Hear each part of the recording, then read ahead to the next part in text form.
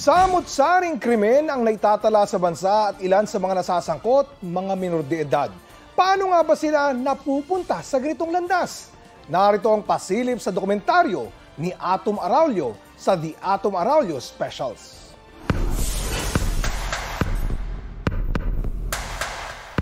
Inabutan namin sa presinto si alias Marcelo. Ang sospek sa pagpatay sa isang lalaki sa Maynila. Dahil wala pa sa hustong gulang, hindi sa City Jail dadalhin si Marcelo.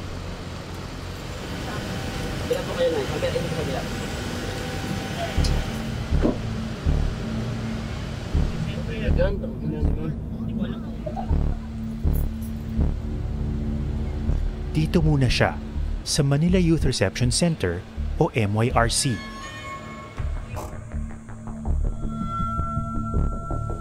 Batang nagkaroon ng problema sa batas ang tawag sa mga menor de edad na nasangkot sa krimen.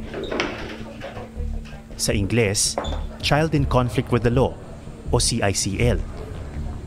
Kamusta ka? Okay lang. Nakagulat, sir, na kayang gawin ng ganong edad na makapatay ng tao. Binaybay namin ng mga kalsada ng Metro Manila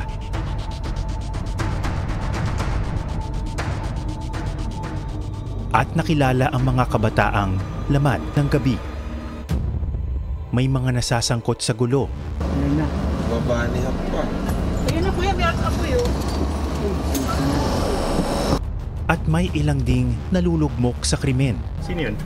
Nakakawin ko po yun. Ano ba ang dapat gawin kung napapariwara ang isang bata?